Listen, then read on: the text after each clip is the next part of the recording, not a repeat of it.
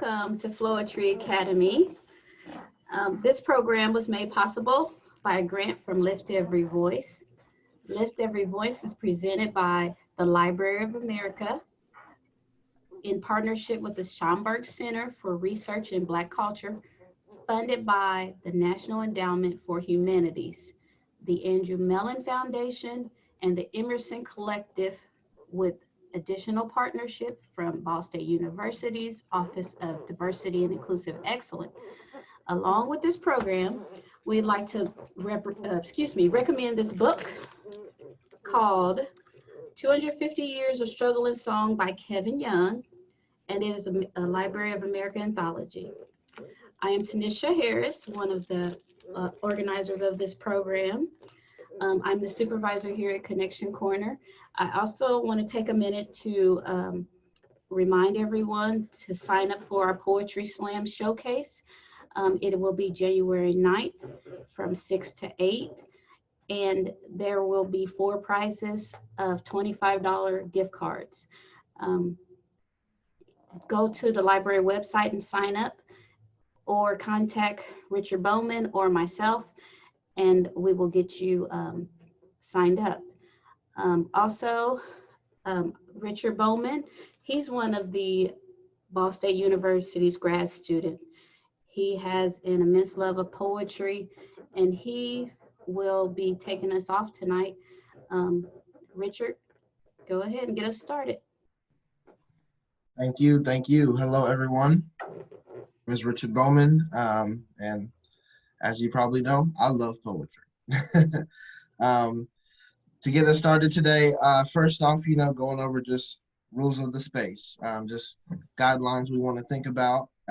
Poetry can be very personal. It can be very honest. And so we always want to make sure that respect is at the forefront. This is a space of learning. This is a space of understanding. This is not a space of judgment. So let's remember that and go into this with that kind of mindset. Now, we have a very special guest poet today.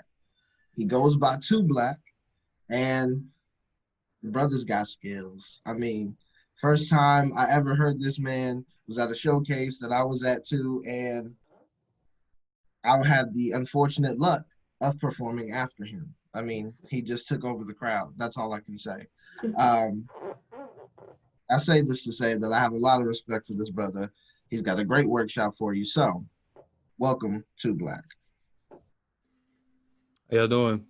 Thank you, Richard. Thanks for having me here. Thanks for all the sponsors, all the grants. I know that takes a lot of work to get done in the background, so I really do want to shout out y'all for that. All right, so today we're gonna go over one of the more technical parts of poetry. We're gonna call this the art of rhyming. Am I free to share my screen whenever? Mm-hmm. Rich? Okay, cool.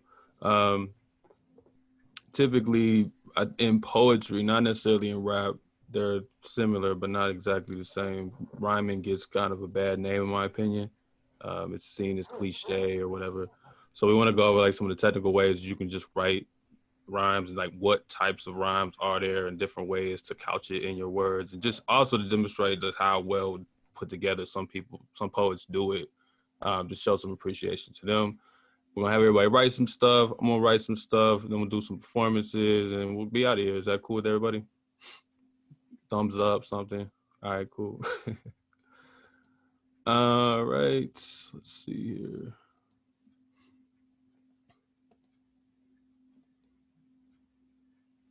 All right, so yeah, this is the art of rhyming. Basically, I already said this. This is a lot of blah, blah, blah here. But the goal for this is to give you some tools to get past the cliche ways that we tend to think about rhyming. You may not have that mindset about rhyming. Hopefully you don't. But I know Rich can speak to this. If you're in the poetry world, sometimes this is an internal debate that we have. So I initially made this in response to that debate, just to get some clarifications.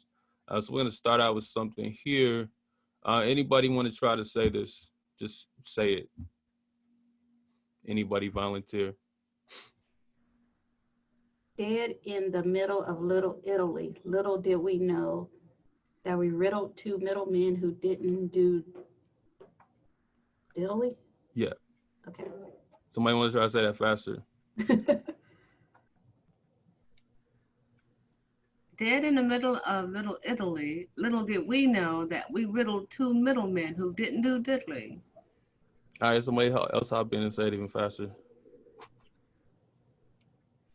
Dead in the middle of Little Italy, little did we know that we riddled two middlemen who didn't do diddly. Rich. Dead in the middle of Little Italy, little did we know that we riddled two middlemen who didn't do diddly. Anybody want to try to say it faster? Dead in the middle of Little Italy, little did we know that we riddled two middlemen who didn't do diddly. All right, good job. I'm gonna meet you at dead in the middle of Little Italy. Little did we know that we riddled two middlemen who didn't do diddly. This is like one of my favorite. Just like there's a few things going on here. We're gonna touch on this later, but there's couplets in here. There's what's called internal rhymes in here. We're gonna get to all of that. There's consonants, assonants, just all these different terms that we'll get to. This is actually a big pun line, but I remember when I was a kid and I first heard this, and he said it so fast, and he said it even faster than me. He was like, "Dead in the middle of Little Italy, little did we know that we riddled two middlemen who didn't do diddly." And I had to stop it, rewind it, come back. I didn't know what he said. I was like, "How did he say it that fast?" I remember I went and looked the lyrics up, and I used to practice this because when you perform, you got to get it's also called a tongue twister. You have to get you have to be able to say a lot of words quick in sequence and not get stuck. And it's tough. So we're gonna just start with the writing prompts. Just something real simple, just to get everybody going, because I don't want to do all the talking here. So what we have here is just actually I added a few lines. I need to fix that. It's okay. But what we have here is just take these words and do 5 to 10 lines, 1 to 2 stanzas, and just take these words and rhyme them together. I'm gonna add a few more words to this list, so just give me a quick second. I forgot I made a change. Just a few more words here. It was head, and what else did I add? Administer, and knowledgeable, just stick with that. You're not confined to these words. This is just what in school we call a word bank. If you have other words you want to use, feel free. Or if you find words that can rhyme with these words, feel free. And don't feel too pressed to rhyme here. This is just a warm-up exercise. So if rhyming is something that's difficult, let me blow that back up for you. If rhyming is something that's difficult or challenging, don't feel stressed. Like Rich said, this is a judgment-free zone here. But yeah, just take about 5 minutes-ish, see what we can come up with. There's no real topic. Like I said, just try to maintain a steady thought. The main challenge with rhyming is that often people can get so caught up in trying to rhyme their words together that they're not saying anything coherently. So the challenge is to try to say something coherent. It doesn't have to be a deep topic, just something coherent while using some of the words listed here. Does anybody have any questions? All right, good. Hop onto a different computer. So could you hit record for us? Thanks. Yeah, hit record. Thank you. All right. Did you have something else to add? Or No, you're good. okay.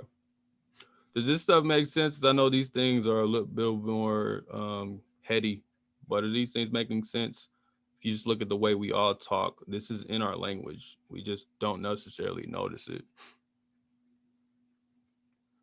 All right. So yeah, assonance, consonants, half rhymes, polyrhymes, internal rhymes, end rhymes, perfect rhymes. So we're gonna take all those things. I'm going to also drop, I'm gonna make this small for a second because I know you can't see everything that I wrote out. So I'm gonna drop a link of this in the chat so you can look at this on paper. Because I don't want you to have to go back to everything. If I can find my chat. Where is chat? That's odd. Is chat not on here, Rich? That's weird. Oh, there it is. All right.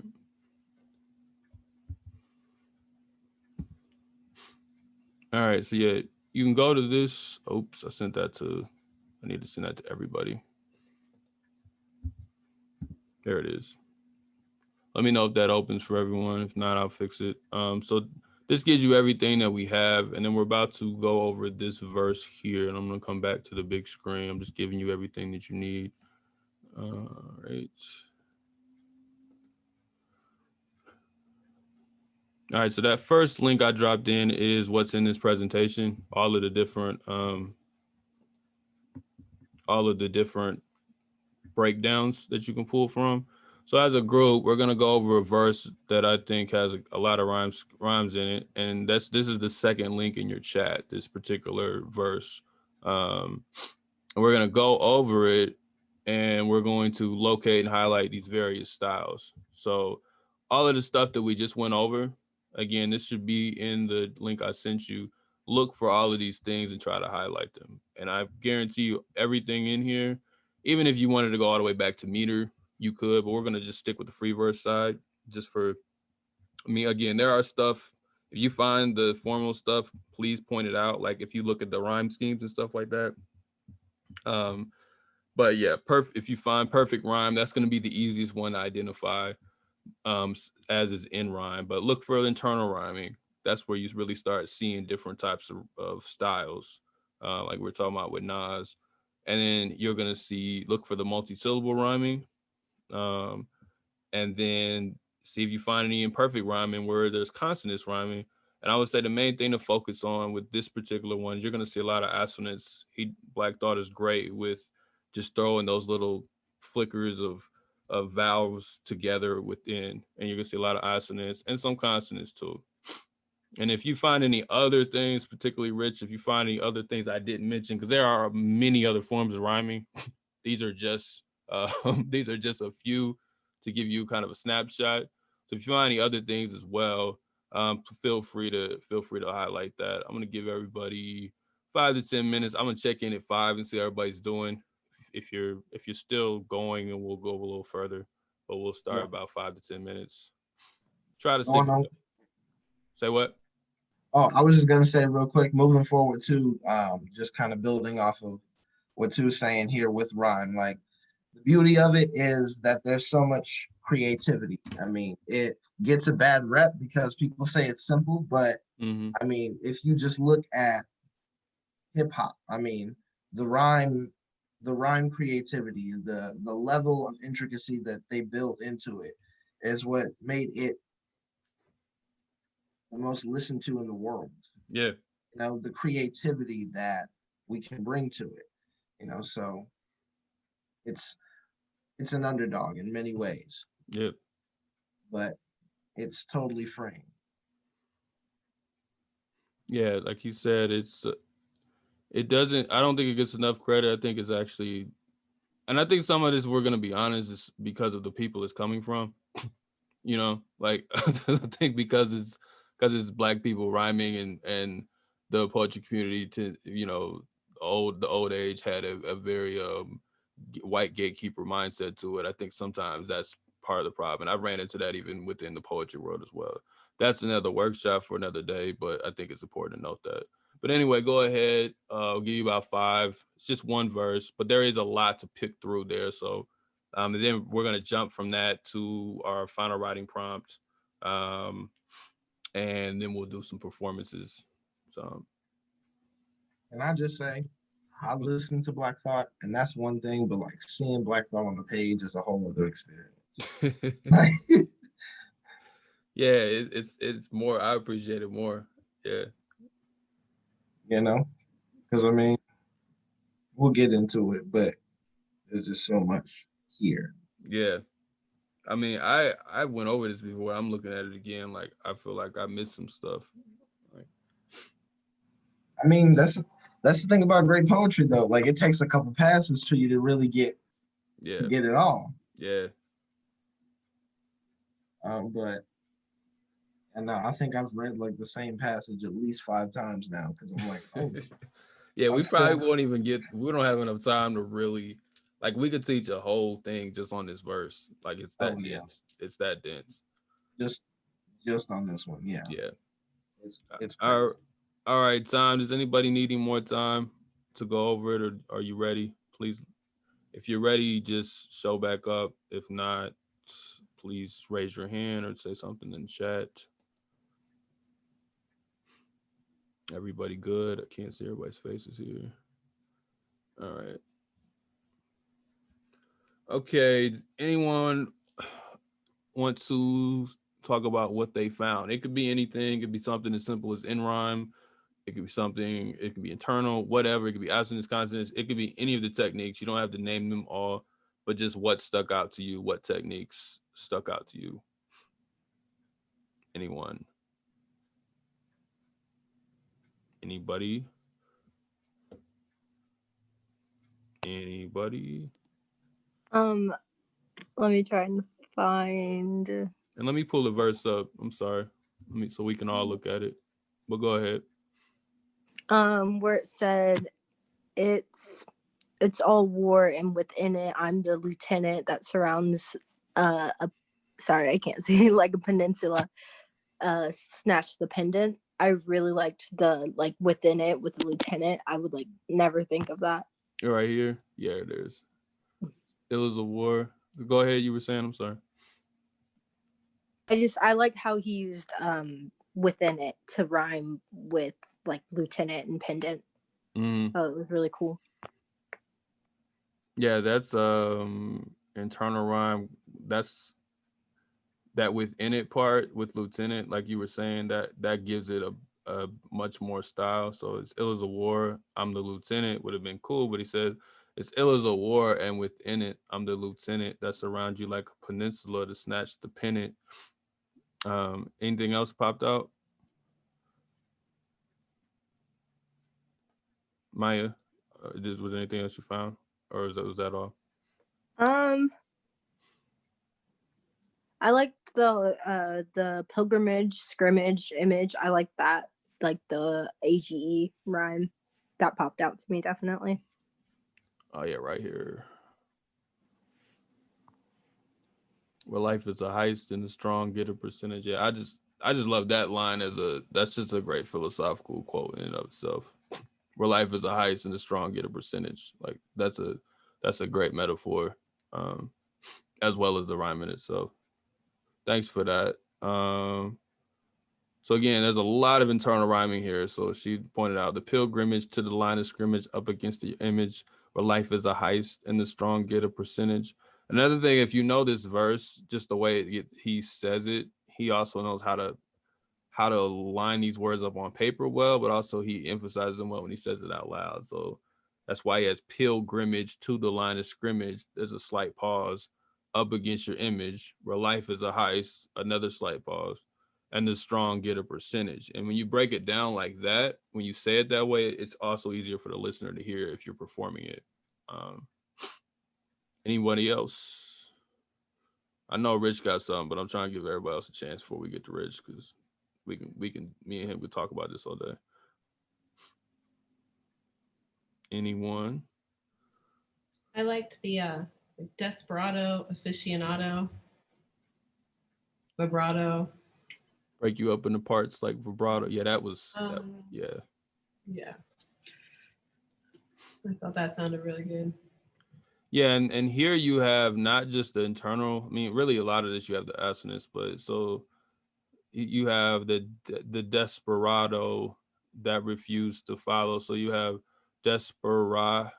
So you have right here you have ra, and then you have that. So you have a small like assonance there that refused to follow the fifth of fish. So even before you get a nado, right, you have a fish and fifth. So the fifth of fish a nado break you up into parts like vibrato. So you have the V and the F and the AF. So you have consonants too. You have the V, you have the F emphasis here, then you have the V and the F emphasis. You have consonants, assonance, internal rhyme, multi-syllables, all of that just in these two lines here.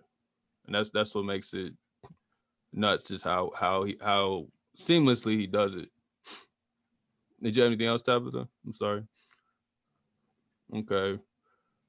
Anyone else before I come to Rich? All right, Rich, go for it.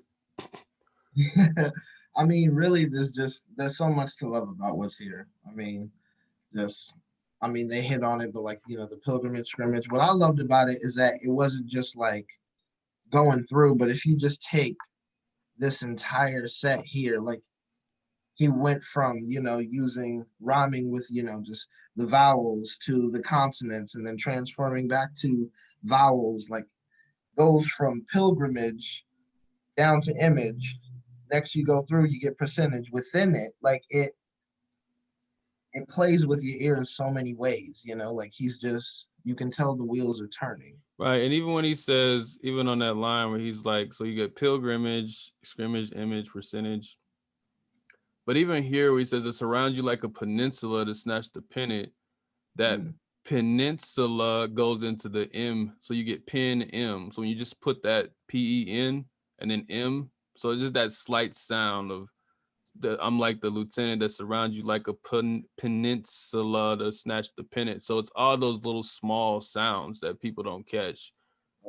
Peninsula is important here. He could have said anything, but by saying peninsula, it actually relates the sounds back. I'm not even dealing with the content. Just there's so many sounds in that word that relate back to all of the different words he said previously. If he said it surrounds you like an island to snatch the pennant, it doesn't make as much sense. And he could have said that would have been a synonym of that word, but peninsula from a technical standpoint gives you way more variety, as well as I just think it's a better word. And so he sticks with the P's. He's got pen, and then you got pennant. So peninsula to snatch the pennant. Pennant and peninsula don't rhyme in totality.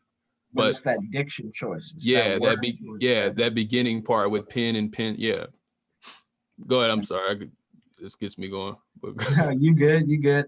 I mean, one of the last things I noticed for sure too, just going through this was talking about, that shows up just while I design a plan to make a rapper step like a pedestrian, I crush a mountain into grains of sand. Your pain stains the hand that held the mic inserted to the stand like that, because I mean, you kind of touched on it. You talked about that, just the how many sounds that are in here. And what's great about it is like it's not just playing with words, but you're playing with sounds. Like the way he stretched those out just to be like, it's pedestrian, but it's like, no, pedestrian, mountain, like taking them, keeping it together, but also kind of separating it at the same time. Like, that's another thing he does is he stretches it. Like you said, with the pedestrian and mountain, like he stretches the words, which is another form of rhyming where you can just change the sound of the word to mean what you want it to mean. You don't always have to stick to the way the word is broken down. You can stretch it. So it's definitely pedestrian in real life, but he says pedestrian to crush your mountains into grains of sand. But if he said pedestrian and to crush mountains into grains of sand, it doesn't sound bad, but just that extra emphasis gives it even more. So pedestrian to crush your mountains into grains of sand. Your pain stains the hand that held the mic inserted to the stand. The desperado that refused to follow, the fifth aficionado break you up into parts like bravado. I'm deep like the dark of the night, sweet and sound silly when they talk on the mic. They use a simple back and forth. The same old rhythm is plain. I'd rather ultra magnetize your brain. Like, yeah, it's the hip hop purist to leave you lost like a tourist inside the chorus. That part, that's just another great simile right there. So yeah, I mean, can I say something on that? Yeah, go ahead. This is Paris, y'all. How everybody doing? Hey, but I tell you what really for me, what gives it the artistic value is the visuals that it gives with the word, the lyrics. It really paints a picture in my head. So while it's telling the story, or it's just telling us lyrics, just like in the rap songs, I listen to them a lot, and it's like a story. I'm watching a movie. Yeah. Without having it in front of me, you know what I mean? Because of the words, and it's so graphic. I mean, like when he talk about the And this is interesting when he talks about the Japan fold you. Where is that line? Oh yeah, you fold like Japan's futons and fans. Yeah. I was over in Japan, and they fold. You know what I mean? The fan. I mean, it's like it's heavy. It becomes heavy to me, and I'm like, this is like cold blooded. You know what I mean? I mean, I'm saying in the language like it makes me want to talk like that. You know what I mean? Yeah, Just, it's real smooth. I enjoy it. It's really nice, man. This is nice. But like I say, it's like I'm watching a movie while they're singing or saying the words or whatever, just verbalizing and stuff. It's a great picture that they paint. No, that's a great point. I mean, yeah, we talking about rhyming, but he's right. Like, it's not. That's why I was saying at the beginning, it's not just what you rhyme. It's the way you make a coherent thought. And what he does here is he's giving you these similes and these visuals where you can see it. I mean, like earlier when he says it surrounds you like a peninsula to snatch the pennant, like that's a baseball reference. Like the pitchers stand on a mound. That's like a peninsula, and the pennant is the championship. It surrounds you like a peninsula to snatch the pennant. Like, I remember when I first heard that, I caught that immediately. Like, oh, that's an amazing baseball reference. Leave you lost like a tourist inside the chorus. Like, you talking about being in Japan. If you in another country, you get lost like a tourist. And then you inside the chorus, like it's like you can't even follow what he's saying because it's so deep. So, and even here with the rhyme scheme, purist and chorus don't rhyme, but he flips it. So he says, it's a hip hop purist to leave you lost. And if you hear it in the song, it says, leave you lost like a tourist inside the chorus. Instead of saying course, he says the chorus. This didn't make it to the paper. It should have been broken down, probably more like, and that still wouldn't work. More like that, like chorus, but so purist. So he says purust and then taurus and then chorus. So he puts words again together that technically shouldn't even rhyme, but he just twists them on you. So yeah, I think that's another reason why a lot of like this poetry stuff like this, the songs, it crosses over because they're bringing in a lot of different cultures. Yeah, you know what I'm saying, in their words, things that people can relate to from everywhere. So I think that's another piece that it adds to it that's really smooth. It's really cool. Yeah, I agree. Yeah, it again, like I was telling Rich, man, we could spend a whole session just on this verse, but we do got to move forward. I'm having too much fun, but I think diversity is the word I probably should say is what it. No, you're right. I mean, diversity. It like you said, it brings in different cultures, not just as far as him talking about other countries, but even just those reference points, like not just Japan, but like the actual fans, right? Yeah. Like, and then fold like futons, like that's a real thing. All right. So I hope that helped just give you some insight on different ways to approach it. None of us are gonna write anything as good as Black Thought. More than likely, if we do, then y'all shouldn't be in this session. You should be somewhere else making more money. But we're gonna try to write something here, and hopefully we can get to some performances. We better have about a half an hour left. So we have to push it a little bit. So just take some of what you learned. This is just you don't have to hit this exactly. This is more so to give you something to shoot for. If you're the type of person who needs a structure. If you want to rhyme differently, then go for it. But this is just to give you something. 2 internal rhymes, 4 perfect, 2 slant rhymes, and then 1 or 2 multisyllable rhymes, and at least 1 occurrence, assonance and consonants. So you play with those sounds. I think the assonance and consonants is really that's what lifts, in my opinion, can lift a verse up from being 6 out of 10 to like an 8 just off of doing that. Because it just gives you so much more structure, and not just structure, but it gives you just so many more colors, I should say, into your writing. So we're gonna take another 5 to 10, and And then we're going to share a few of these, and then I'll do a poem or two. Hopefully we have enough time to get out of here on time. So if anybody has any questions, hit me up. If you have any questions, just want to ask me, just hit me in the chat, and we can go from there. All right, time. I didn't even know I was on mute. I've been telling y'all 2 minutes the whole time and probably never heard me. But time. Does anybody need any more time? If not, we will wrap this part up.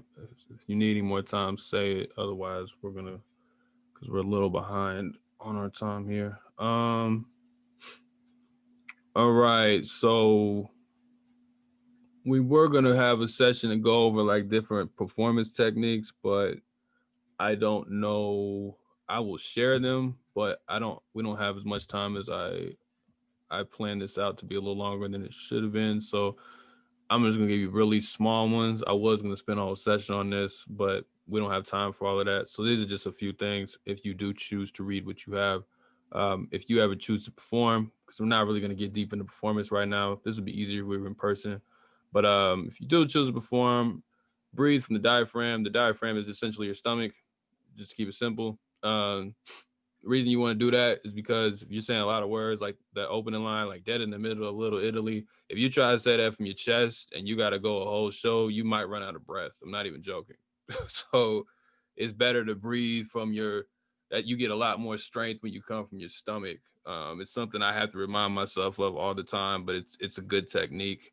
And it gives you more force in your voice as well. So when it says projecting your voice, you want to project your voice like it's almost. I had an acting teacher. He told us talk like you have words coming out of your mouth, like the words are trying to come out of your mouth. So you enunciate everything like this, and you move your mouth really large. And that's why when you see actors, they always are moving their lips because that's how they're taught. That's how you project your voice. I naturally mumble, but when I'm performing, I try to enunciate a bit better. Again, this isn't relevant to being on Zoom eye contact, but if you're in person, it's very important to look at people when you're performing. Even if you're reading, it's good to look up sometimes, just check the crowd. It helps them feel connected to what you're doing. That when you just look at the paper, you start to form kind of your own bubble on stage. It's not good for sharing. And then if you do memorize it, you don't want to just memorize your poem, you want to embody it. So it's not enough to just know the words. You have to have all the different inflections. You got to have the emotions down. You have to be that poem when you perform it. You can't simply just read it to somebody. Now, we don't have time to get all of this right now, but this is just for future reference. If anybody wants to take this further, I know there's going to be a poetry slam in January. So if you want to try stuff like that, these are some good pointers to take. But anyway, so anybody want to share? Anyone? Anybody? Anyone? It doesn't have to be good or whatever you think is good. This is no rough drafts are great. They're just rough drafts. We don't judge rough drafts. None of my rough drafts are ever good. So anyone? How y'all? I've never done a thing where people are like more shy at the end than the beginning. That's funny. Like it's always the other way. This is the new experience for me. This is the effects of Zoom. Anyone? Come on. Anybody wants? I will read it for you. What about that? Yeah, I'd share, but I want some of y'all to share too. Come on. I know y'all got something in the tank. So there's a little something there. Anybody? We putting in all this work. Y'all read all these poems. Y'all ain't got nothing to say. I don't believe you. I don't believe that. I'll share, but I didn't write very much, and I couldn't get all the things you did, so I just wrote a little bit of something. So I don't know how it's going to go over, but I can touch my time like a lucky dime. There's no shame to mine. The sign of our age represents us on this page. That's all I got. See, that's completely fine. That's good. That was so good. Yeah. The point See? here is not to be Black Thought or anything like that. The point is just get your thoughts out on paper. You only have 5 minutes. Like nobody writes brilliance in 5 minutes. Like don't be so hard on yourself. Like, that was good. Anyone else? I wrote a little bit. It's not. Yeah. Do I remind you of you, my mind totally blind to the outside world, only wanting to be heard by a pencil and a paper, my only utensil like a sword, ready to ward off my opposers, those posers, and then more. What was the last line? Say that one. My opposers, only wanting to be heard by a pencil and a paper, my only utensil like a sword, ready to ward off my opposers, those posers. Oh, that was dope. Good. That was really Thank good. you. Very good. Yeah. I got a question too, Black. I like that was Maya. Was that you? That was Maya? Yeah. Yeah, just a question as far as how the kind of the language and the dialect. If she say something like pen and paper, could she say it like that with it for the flow? You know, just on the delivery side of it, or is that like it's still cool, like you're talking about when they have the internal rhymes and things like that. Is it cool to say which part again? Just make sure I understand the question. Like she said, pencil and paper. Uh-huh. You know what I mean? So as she was saying, it's good what she wrote, great what she wrote. But when I was hearing it, it seemed like it would have resonated to me a little more if she'd have said pen and paper. You know what I'm saying? She said pencil, but she said utensil, correct? Oh, she said utensil? Yeah. Oh, okay. Yeah. Okay. So I missed that then. Okay. Yeah. Got you. Okay. Yeah, Okay. I think she was talking about. I mean, I don't want to speak for you, Maya. So if you want to break that down, it's your poem. No, it was good. Yeah. It was good. But yeah, I think the utensil part was good, especially for the sake of imagery, like you were talking about earlier. Okay. Yeah. I missed that then. That part. Okay. There's a lot of really good imagery in there. Yeah. You know, on top of the rhyme. Yeah. Thank you.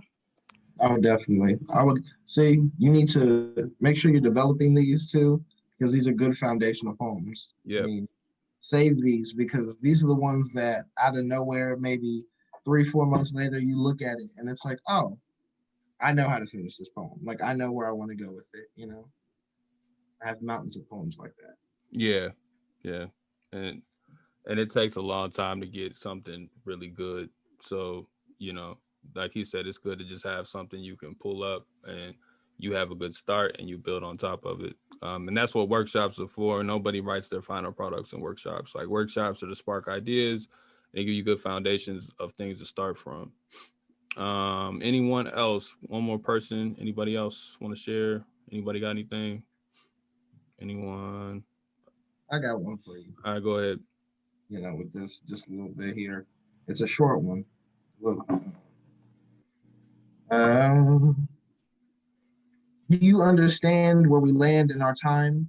Do you know how we got here? Know of your ascension to this dimension of poetic possibility? Will you remember this ability when thick mama sings and drowns out the residue of blue, the last remaining drop of the doldrums caught in the crevices of your mind, body, and soul? My goal to set it loose, to make your heart skip to whatever beat I provide on this ride, simply let you slide out of yourself for just a moment.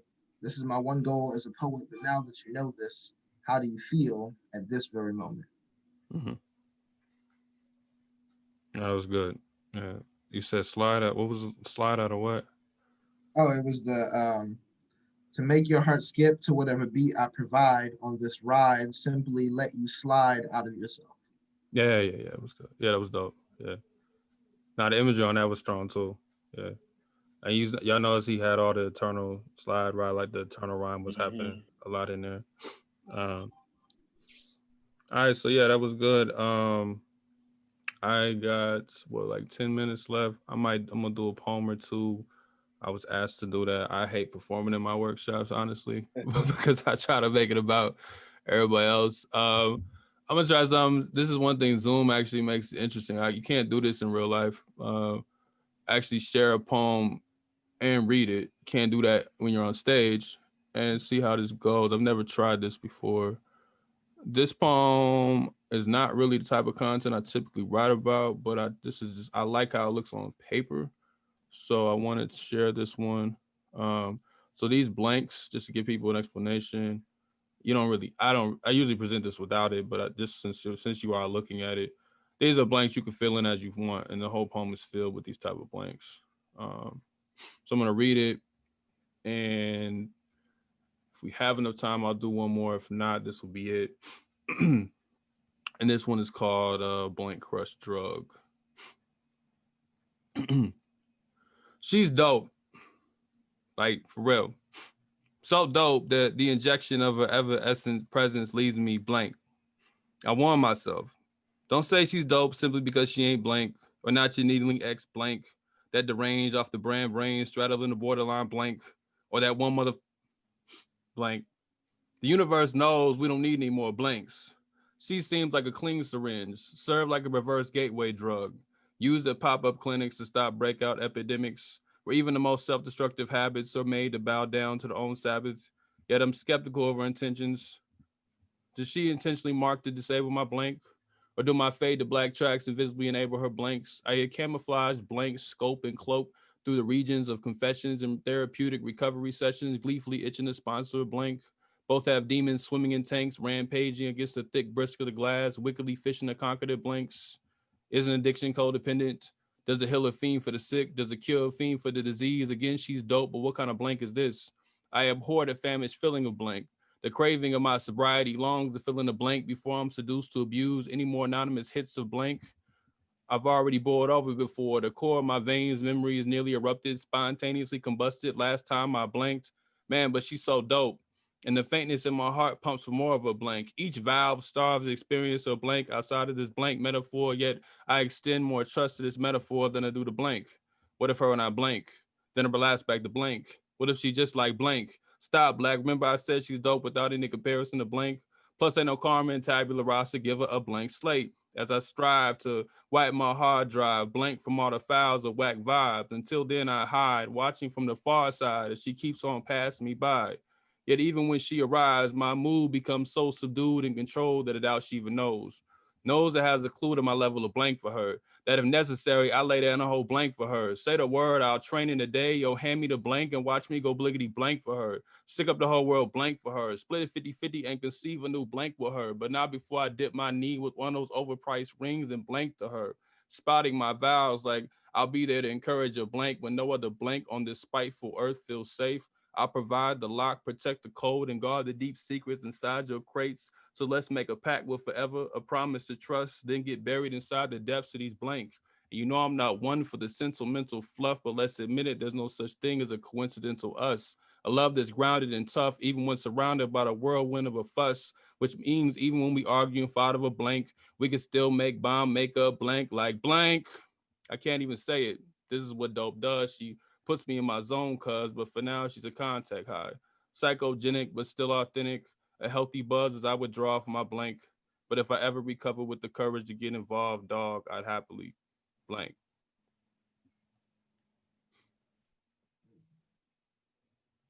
How was that? Any questions, any observations? I'm always open for it. This is for y'all. All right.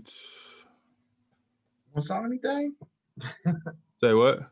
No one saw anything? I know y'all. I know there's something about it that's still ruminating in your heads. Come on, share it with us. No one? I really liked it because of the blanks and the interpretations. I think one thing I really like about poetry is the way that any reader can interpret it however they would like. And I think that leaving the blank just leaves just more interpretation and more, each line can mean a separate thing, and it can be like so many poems inside of that one poem. Thank you. Yeah, the blanks were, I initially didn't plan it. I actually think I just left some lines blank, and then I just was like, let me just keep doing that. But but I think it definitely gives it a different, it was a unique way of writing something, just leaving it wide open like that. And then saying blank to kind of play on that, the addict that's talking in the poem, that's the perspective I kind of took here. See, even with you saying that now too, talking about how like you originally probably kept it blank like that, it just makes so much more sense, because as you read, I could hear him become more and more intentional. I was like, okay, he meant to put that one there. He meant to put that one there. It's not just, some of them I was like, okay, it seems like this is a fill in the blank situation, and this is a no, actually blank right here. Yeah, like some of it became, you're right, it definitely, the strength grew and it became more suggestive. So some of it was like, there's an obvious word that could go here, but maybe not. And then others is like wide open, but you're right, towards the end, it gets kind of like when I said, give her a blank slate, like that's literally playing off of the blank itself, and then performing it and saying blank, blank, blank, blank versus not saying a word, I always found to be better. If I don't say anything, people are like looking at me like it's just weird. So I just say blank, I mean, it can be helpful too, like verbally, just because it helps them keep up with your rhythm, stay on the same, verbal ride you want them to go on. Yeah, and the blanks are in a way kind of their own, like it's its own drums. It kind of just keeps it like blank, and then I can put it in different spots. All right, anybody else? I'm gonna try one more if I can find it. I know these in my head, but I'm trying to like read them, which is very different. Like usually I'm the only one looking at my paper. I think I'm gonna do this one. I want to do this one, or I don't know. See, now y'all got me thinking about different poems to try. So,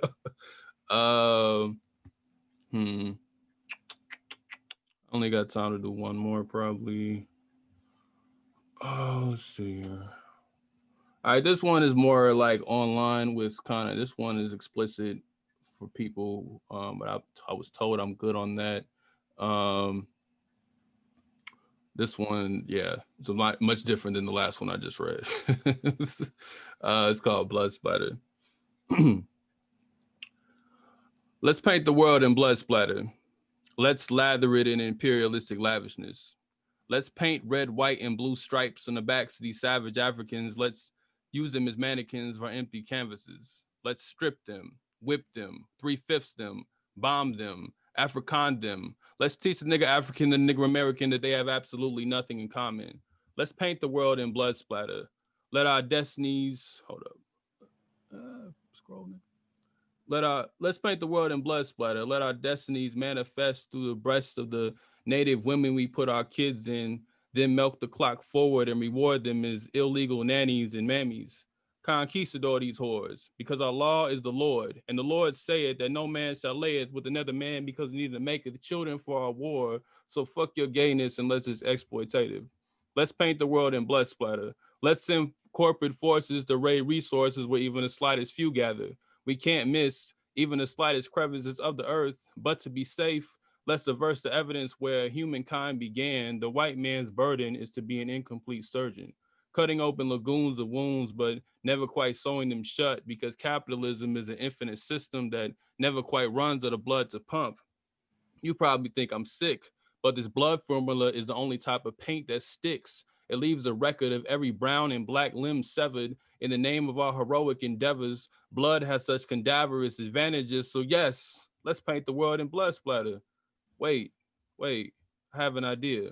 Let's make this a religion and call it patriotism.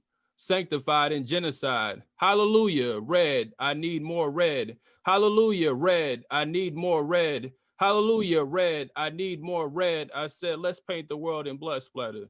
Let's aspire to fang like vampires and drain these niggas of their ancestral plasma. Do Black Lives Matter? Hashtag, of course they do. Who else we gonna eat? Who else's hemoglobin is gonna feed the greed of our culture? It's the drudge of this blood that paints this masterpiece we call democracy. It's through the drudge of this blood transfusion that we sign away their independence and this here constitution sealed in the empire's creed. Sincerely, niggas bleed.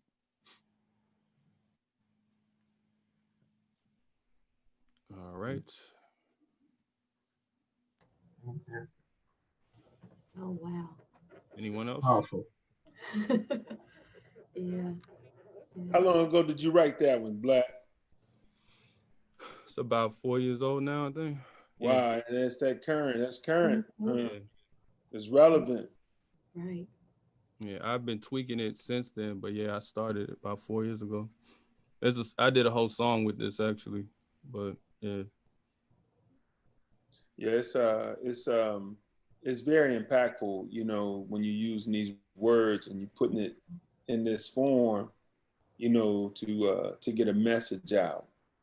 And it can definitely capture your attention because of, again, that imagery, you know what I mean? Mm-hmm. That visual that it creates. Right. So it's very powerful. I can understand why.